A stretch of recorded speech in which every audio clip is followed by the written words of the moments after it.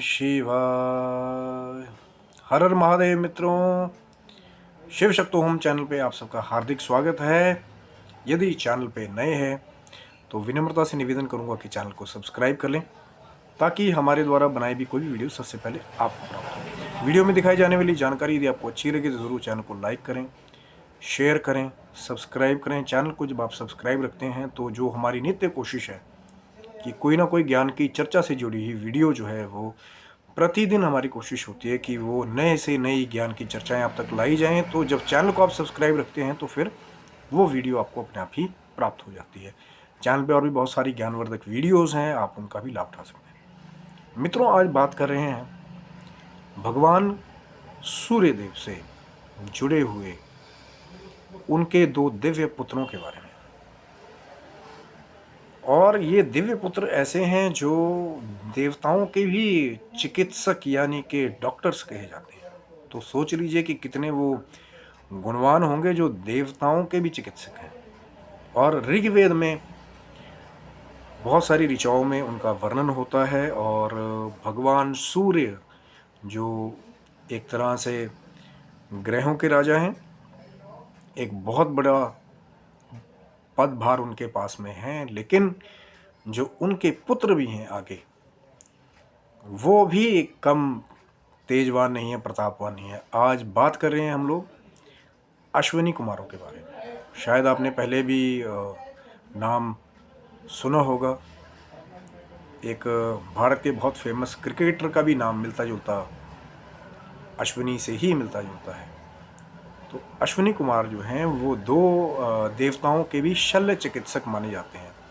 कहा जाता है कि उनको बहुत सारी चिकित्सक पद्धति है, जैसे सिरों को जोड़ देना, और बहुत सारी ऐसी कथाएं हैं जहाँ पे अश्विनी कुमारों का विवरण मिलता है कि अश्विनी कुमारों के द्वारा पृथ्वी पर मनुष्यों को बहुत बार एक चमत्कारिक, जिसको हम कहते हैं कि चिकित्सा ट्रीटमेंट दिया गया।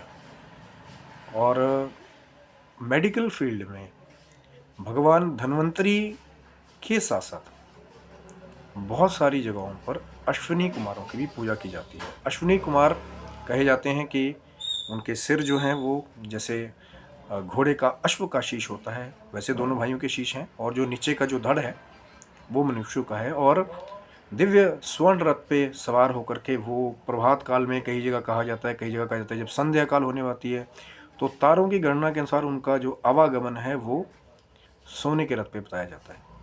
पर क्या उनकी जन्म की कथा है कि कैसे दो ऐसे दिव्य चिकित्सक पैदा हुए जिनका सिर घोड़े का और जो धड़ है वो मनुष्य का, जबकि वो भगवान सूर्य नारायण के पुत्र हैं। तो आपको विवरण कराते हैं। अब इसमें कई बार क्या है कि दो अलग अलग तरह की कहानियाँ बताई जाती हैं और दोनों पे थोड़ी थोड़ी चर्चा करेंगे, लेकिन जो सबसे ज़्यादा प्रचलित है वो मैं आपको बाद में बताऊँगा। एक पहली कथा ये आती है कि विश्वामित्र की कन्याओं के द्वारा भगवान सूर्य नारायण का विवाह हुआ। अब कई सुवर्णा और सरन्यु जो है उसको बताते हैं। अब कई जगह कहा जाता है कि जो सुवर्णा है, कहते हैं कि भगवान सूर्य नारायण की सेवा में हमेशा रत रहती थी, लेकिन जो दूसरी पुत्री थी सुरन्या, वो भगवान सूर्य के तेज को सहन नहीं कर पाती थी।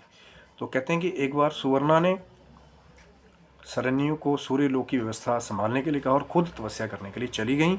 और भगवान शिव की बहुत कठोर उन्होंने तपस्या की, जिससे उनको एक पुत्र उत्पन्न हुआ। जब वो तपस्या करी थी उनको ज्ञात नहीं हुआ कि वो गर्भवती भी हैं। जब वो बालक का जन्म होने वाला था तो अपनी दासी के द्वारा उन्होंने सूर्य भगवान को ये संदेशा भिजवा दिया कि आपको एक दिव्य पुत्र की प्राप्ति होने वाली है। पर सूर्य देव ने, कहते हैं कि वहाँ पे उसको मानने से इनकार कर दिया कि आप तो मेरे पास रहे ही नहीं। तो फिर कहते हैं कि शनि जी को अपना पुत्र मान से उन्होंने मना कर दिया। ये एक स्टोरी है जो कम प्रचलित है और बहुत सारे पोर्टल पे आप इसको पढ़ सकते हैं। अब जो सबसे प्रचलित कथा है, जो सब लोग जानते हैं, क्योंकि सूर्य नारायण हैं तो कहीं ना कहीं उनकी भूमिका जो है वो बहुत बड़ी है अश्विनी कुमारों के जन्म में, क्योंकि जो वंशावली है वो पिता के द्वारा ही आगे बढ़ती है। तो जो सबसे दूसरी प्रचलित कथा है वो ये है कि एक बार कहते हैं कि दो बहनें संज्ञा और संज्ञा का एक छाया रूप जो है वो भगवान सूर्य नारायण की सेवा में उपस्थित थी सूर्यलोक में। तो कहते हैं कि जो संज्ञा थी वो भगवान सूर्य का तेज सहन नहीं कर पाती थी, और क्योंकि भगवान सूर्य नारायण खुद इतने तेजस्वी हैं जो सारे ही जगत को प्रकाशित करते हों, तो कितना अद्भुत तेज उनके पास होगा। क्योंकि बहुत सारे जो भी सूर्य के पास जाने की कई दिव्य पक्षी भी चेष्टा करते हैं, तो वो भी कहते हैं कि अपने परों को जला लेते हैं। इसकी भी एक कथा जुड़ी हुई है, अगर आपने संपाति जी के बारे में सुना होगा। जानते हैं आप? नहीं जानते हैं? तभी तो कहता हूँ चैनल को सब्सक्राइब रखिएगा। आज सिर्फ वीडियो में बात हो रही है अश्विनी कुमारों की, अगली वीडियो में आपका प्रेम मिलेगा तो ज़रूर। संपाति जी और जटायु के साथ क्या कनेक्शन था सूर्यदेव का, तो उस पर भी वीडियो लाने की हमारी कोशिश होगी। तो चैनल को सब्सक्राइब रखिएगा। और जैसे ही मैं बात कर रहा था कि भगवान सूर्य इतने तेजस्वी हैं, इतने तेज से भरे हुए हैं, और कहीं ना कहीं एक आग के पुंज जैसे हैं, तो कोई भी जो नॉर्मल जन उनके पास जाता है तो उसकी जल जाने का चांसेस बहुत रहते हैं। तो जब सूर्य लोक में ही भगवान सूर्य के साथ संज्ञा जी पत्नी उनकी रह रही थी, तो उनके तेज को सहन नहीं कर पाती थी। तो एक बार कहते हैं कि बिना बताए उन्होंने संज्ञा जी ने अपनी ही छाया प्रतिरूप प्रकट करके सूर्यलोक से वो फिर चली गई बिना बताए सूर्यदेव को। और जो छाया थी संज्ञा का प्रतिरूप बन करके वो सूर्यलोक में भगवान सूर्य की सेवा करने लगी।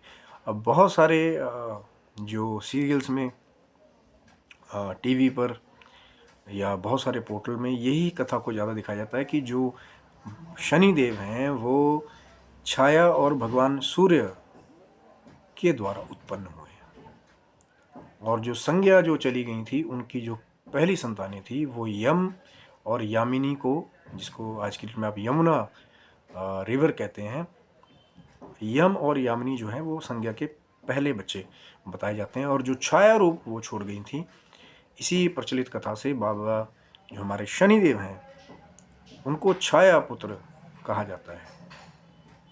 और कहीं ना कहीं इसीलिए जब शनिदेव का जब जन्म हुआ और कुछ ऐसी अप्रिय घटनाएं भगवान सूर्य देव के लिए भी हुई कि बहुत सारी जगह दिखाया जाता है कि भगवान सूर्य को बाबा शनि की पावर इतनी थी कि वो बचपन से उदंडी भी थे, और हर एक जगह से जो है शनि देव ने एक तरह से भगवान सूर्य को ग्रहण ही लगा दिया था। इतने पावरफुल थे जब वो पैदा हुए, क्योंकि थे तो वो भी सूर्य पुत्र ना। लेकिन बहुत समय नहीं लगा, बहुत सारी कुछ ऐसी घटनाएं हुई कि भगवान सूर्य को ये पता लग गया कि ये जो मेरे साथ रह रही हैं ये मेरी पत्नी संज्ञा नहीं है।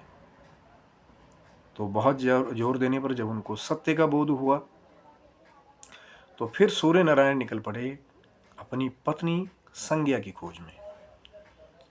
क्योंकि जब उनको पता लग गया कि ये तो छाया है, संज्ञा नहीं है, तो खोज करने के लिए चले गए। तो बहुत, अब भगवान सूर्य समय सूर्य नारायण हैं, ग्रहों के भी राजा हैं, और बहुत सारी चीज़ों पे उनका आधिपत्य है। जब वो सृष्टि को प्रकाशित करने के लिए निकलते हैं, तो कहते हैं कि अपनी दैवीय शक्तियों से भगवान सूर्य ने फिर संज्ञा को ढूंढना शुरू किया, और एक वन में जाकर के या एक मैदान के पास जाकर के उनको ये आभास हुआ कि अब संज्ञा यहाँ पे है। और संज्ञा जी ने क्या किया था कि एक, अब वो भी देव पत्नी थी, तो उन्होंने क्या किया कि एक मायावी रूप से अपने आप को एक जो जैसे हम घोड़ी कहते हैं जिसको, जो मादा अश्व होती है अश्विनी, तो अश्विनी का रूप बना करके वो फिर विचरने लगी कि भगवान सूर्य कहीं उनको ढूंढ ना ले। और लेकिन जो देवताओं के भी एक तरह से पदभार को संभालने वाले हैं, जो ग्रहों के राजा कहने वाले हैं, भगवान सूर्य नारायण ने ये जान लिया कि ये जो रूप बना करके रह रही हैं यही संज्ञा है। और भगवान सूर्य नारायण वहाँ पे पहुँचे, लेकिन कहते हैं कि भगवान सूर्य नारायण ने भी काल की घटना को घटित करने के लिए बहुत सारी चीज़ें जो हैं वो काल की घटना से जुड़ी हुई हैं, फिर खुद एक घोड़े का, एक अश्व का रूप धारण किया। और फिर जब वो जो अश्विनी रूपी संज्ञा देवी थी और भगवान सूर्य नारायण से जब उनका मिलन हुआ, समागम हुआ, तो फिर वहाँ पर उनसे 2 दिव्य पुत्रों की उत्पत्ति हुई।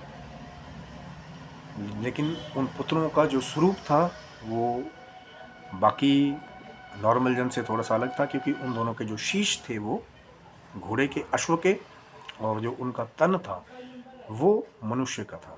तो वो जो वहाँ पे उत्पन्न हुए वो दोनों अश्विनी कुमार थे, जिनके पिता भगवान सूर्य थे, और माँ संज्ञा के द्वारा उनकी उत्पत्ति वहाँ पे हुई। लेकिन ये जो सबसे प्रचलित कथा है यही वाली, जो छाया पुत्र शनिदेव के बारे में भी कही जाती है, और अश्विनी कुमार जो संज्ञा के पुत्र हैं उनके बारे में भी कही जाती है। और कहते हैं कि कालांतर में वही अश्विनी कुमार आगे चल करके देवताओं ने उनको जो है अपना चिकित्सक, या जिसको आज की डेट में आप डॉक्टर्स कहते हैं या फिजिशियन कहते हैं, वो अश्विनी कुमार बने। भगवान धन्वंतरी का नाम ज़रूर है बहुत सारे जगहों में। जब वो अमृत कलश लेके निकले, उनका एक मंत्र भी है, दिव्य मंत्र। लेकिन अश्विनी कुमारों को ज़्यादातर एक तरह से फिजिकली बिजी डॉक्टर्स के रूप में देखा गया। और अश्विनी कुमारों ने, ये वही अश्विनी कुमार हैं जिन्होंने एक बार बूढ़े हो चुके च्यवन ऋषि को भी फिर से जवान बना दिया था। च्यवन ऋषि इतना तप कर रहे थे, और बहुत कथा बहुत लंबी है, चैनल को सब्सक्राइब रखिएगा। शायद अश्विनी कुमार और च्यवन ऋषि की जो कथा है कि कैसे च्यवन ऋषि को बुढ़ापे से फिर जवान बनाया था अश्विनी कुमारों ने, तो चैनल को सब्सक्राइब रखिएगा। हो सकता है उसके बारे में भी फिर आगे बात करेंगे। आज तो सिर्फ अश्विनी कुमारों के जन्म की बात हो रही है। और फिर बिल्कुल कहते हैं कि एकदम तरुण जिसको बोलते हैं, एकदम युवा जो है, वो अश्विनी कुमारों ने च्यवन ऋषि को फिर बना दिया था। क्योंकि हिमालय में अभी भी और देवताओं के पास भी अभी भी कुछ ऐसी दिव्य जड़ी बूटियां हैं जिनका प्रयोग करके कहते हैं कि वापस से अपने यौवन को भी पाया जा सकता है। इसका एक उदाहरण च्यवन ऋषि की कथा जो है वो भी है। च्यवनप्राश जो आया जवान बने रहने का, उसका भी बहुत बड़ा जो जुड़ाव है, जो लिंक है, वो च्यवन ऋषि के साथ ही। च्यवनप्राश तो खाया होगा बचपन में बहुत सारे लोगों ने, अब तो आगे आगे अलग अलग ब्रांड्स का आने लगा। लेकिन जो च्यवनप्राश था, जो वो च्यवन ऋषि की वो जो जड़ी बूटियाँ थी, क्योंकि हिमालय में भी अभी भी ऐसी ऐसी दिव्य जड़ी बूटियाँ हैं, और जो दिव्य संत हैं जो कई कई उम्र के हैं और सदा अपनी शक्ति को, अपने यौवन को वह बनाए रखते हैं, लेकिन वो सिर्फ योगियों के ही प्रयोग की एक संपत्ति है, जैसे हम कह सकते हैं। क्योंकि हर कोई आम आदमी वहाँ पे नहीं पहुँच सकता। हनुमान जी भी जब संजीवनी लेने के लिए गए थे, तो वहाँ पे पहले ही बता दिया था सुषैण वैद्य ने कि देवता उस जड़ी बूटी की रक्षा करती हैं, तो आपको वहाँ जाकर के निवेदन भी उनसे एक तरह से करना पड़ेगा। ये कथा का एक प्रारूप है कि सुषैण वैद्य ने पहले ही बता दिया था। लेकिन कहते हैं जब हनुमान जी वहाँ पे पहुँचे तो उनको वो जड़ी बूटी की जैसी पहचान बताई थी। वहाँ पे बहुत सारी चमकती हुई, कहते हैं, जड़ी बूटियाँ थी जो अपने दिव्य तेज से सुशोभित हो रही थी। तो हनुमान जी भी वहाँ पे कहते हैं कि अब लीला तो करनी थी हनुमान जी ने, अपने बल का जो अतुलित बल धाम वो हैं कहीं ना कहीं। तो हनुमान जी कहते हैं कि ये तो एक लीलावश है कि वो पता नहीं कर पाए कि कौन सी संजीवनी है। बहुत सारी चमकती जड़ी बूटियाँ उनको दिखी, तो फिर पूरा, जैसे कथाओं में वर्णन है कि पूरा पहाड़ ही हनुमान जी ने फिर उठा करके वो संजीवनी पर्वत ही जो है वो लेकर के गए, जो कि बहुत बड़ी एक प्रचलित लीला है हनुमान जी की। लेकिन वाकई में अभी भी बहुत सारी ऐसी संजीवनी जैसी हनुमान जी जो लेके गए थे वो तो मृत संजीवनी थी, जो मृत्यु से भी बचा ले। और कई ऐसी जड़ी बूटियां हैं जो संजीवनी औषधि जैसा काम करती हैं, जो आपके जीवन को, यौवन को फिर से बनाने काम करती हैं, लेकिन उसकी विधि भी तो पता होनी चाहिए। अब जड़ी बूटी आपको प्राप्त होगी, लेकिन आपको उसको बनाने की विधि नहीं पता, उसका कैसे प्रयोग करना है। और कुछ ऐसी तो जड़ी बूटियां कि वो मंत्रोच्चार के द्वारा ही उनका प्रयोग होता है। और अश्विनी कुमार जी वही सिद्ध डॉक्टर बताए जाते हैं। जैसे उन्होंने च्यवन ऋषि को यौवन प्रदान कर दिया, ऐसी बहुत सारी कथाएं हैं जहाँ पे कटे हुए शीश को दोबारा जोड़ करके, अगर आप कहीं नेट के पोर्टल पे पढ़ेंगे तो एक मधु विद्या के बारे में भी कहा गया कि अश्विनी कुमारों ने उनको पाने के लिए, एक जगह कई बार कथा ऐसी भी आती है कि दधीची, महाराज दधीची के शीश को काट करके फिर घोड़े का शीश लगा करके फिर दोबारा उनका शीश जोड़ दिया था। तो जो शल्य चिकित्सा है, उसके ऋग्वेद के टाइम के जो डॉक्टर है वो अश्विनी कुमारों को कहा जाता है। शल्य चिकित्सा समझते हैं ना, जैसे आज की डेट में सुब्रत हुए आगे चल करके जो सर्जन बन चुके हैं, जो काटने का, जोड़ने का एक तरह से काम करते हैं, तो वो जो है वो पुराने टाइम के जो सर्जन्स जो माने जाते थे वो अश्विनी कुमार माने जाते थे। और ये अश्विनी कुमारों के बारे में ही ऋग्वेद में बहुत सारी जो ऋचाएँ हैं वो समर्पित है अश्विनी कुमारों को, ऋग्वेद की। और अश्विनी कुमारों को हर तरह से युगल ही बताया जाता है।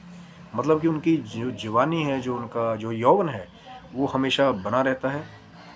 क्योंकि मैंने जैसे आपको बताया कि वो जो गुप्त जड़ी बूटियां हैं, जो देवताओं के भी चिकित्सक है, उनको वो विधि पता है, वो जड़ी बूटियों का उनको ज्ञान है, दिव्य जड़ी बूटियों का, जिनके द्वारा अपने यौवन को अश्विनी कुमार भी हमेशा बना के रखते हैं। और इसीलिए बहुत सारे जो आयुर्वेदिक जो प्रैक्टिशनर हैं वो कहीं ना कहीं अश्विनी कुमारों की भी पूजा करते हैं एक आइडल के रूप में। और भगवान धन्वंतरी का पूजन तो होता ही है, खास करके जैसे जब धनतेरस की बात आती है, क्योंकि अमृत कलश लेके भगवान धन्वंतरी भी निकले थे, जिसको आरोग्यदायक रूप माना जाता है प्रभु का ही। पर आज की कथा थी अश्विनी कुमारों के बारे में। और ये जो अश्विनी कुमार हैं, इनके साथ और भी बहुत सारी कथाएं जुड़ी हुई हैं। कहीं पे इन्होंने किसी को पुत्र तक प्रदान किया, जो है अपनी जड़ी बूटी विद्या से। कहीं पर इन्होंने किसी के जो नेत्र हैं वो दोबारा ठीक कर दिए अपने इसी जड़ी बूटी और रसायन विज्ञान से। और ऋग्वेद में जो इनकी महिमा के बारे में बहुत बार ऋचाओं में वर्णन मिलता है। क्योंकि अभी भी मैं वही तो बात कर रहा हूँ, यही तो रहस्य है कि हिमालय की कंदराओं में अभी भी बहुत सारे ऐसे दिव्य संत हैं जो उन जड़ी बूटियों का प्रयोग जानते हैं, जो सदा यौवन को भी बनाए रखती है, लेकिन वो उसका प्रयोग सिर्फ अपनी तपस्या को जो है निर्विघ्न पूरी करने के लिए उसका प्रयोग करते हैं। और बहुत सारी अभी तो फेक प्रोडक्ट्स की बाढ़ आई हुई है कि उनको हिमालय का प्रोडक्ट नाम दे करके आप उसमें मिक्सिंग करके आप उसको लोगों को बहुत जगह जो है उनको सेल परचेज हो रही है। लेकिन बहुत सारी ऐसी दिव्य जड़ी बूटियां हैं जो जब आप उनका एक फ्रेश फॉर्म में उपयोग करते हैं तो उसकी गुणवत्ता अलग होती है। अब पहले उसको हिमालय से तोड़ा, उसको छाना, रिफ़ाइन किया, उसको काटा पाटा, उसको मिक्सिंग किया, या उसको कोई ऐसा प्रिजर्वेटिव उसके साथ यूज़ किया कि उसकी लाइफ बढ़ जाए, फिर उसको पैक करके आगे बेचा, तो उसकी जो गुणवत्ता है उसमें बहुत ज़्यादा फ़र्क आ जाता है। पर बात वही है कि ये गूढ़ ज्ञान है, ये गूढ़ ज्ञान है रसायन का, जड़ी बूटियों का।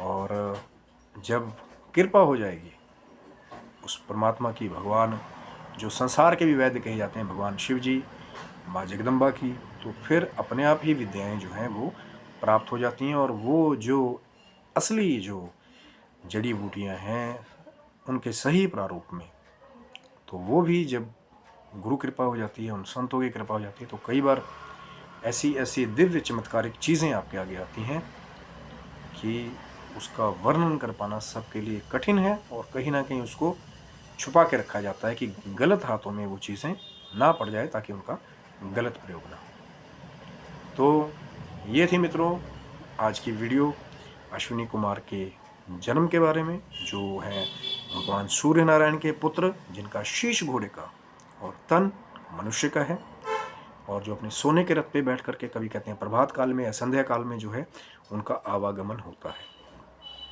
तो ये था मित्रों वीडियो। आशा करता हूँ वीडियो आपको अच्छा लगा होगा। ये नई चर्चा जो हमने करने की कोशिश की है, अलग अलग संतों के द्वारा अलग अलग कहानियाँ कही गई हैं, तो किसी को भी सही या गलत जो है मैं नहीं अपने पोर्टल से कहूँगा, क्योंकि हमारे से भी बड़े बड़े विद्वान जो हैं वो बैठे हुए हैं जो शास्त्र का नित्य प्रति अध्ययन करते रहते हैं। कोशिश है हमारी छोटी सी, भगवान शिव जी करे, माँ जगदम्बा करे कि आप स्वस्थ रहे, मस्त रहे, आपके संपूर्ण परिवार पर भगवान सूर्य नारायण की कृपा भी बनी रहे। तब तक के लिए हर हर महादेव, जय माता दी।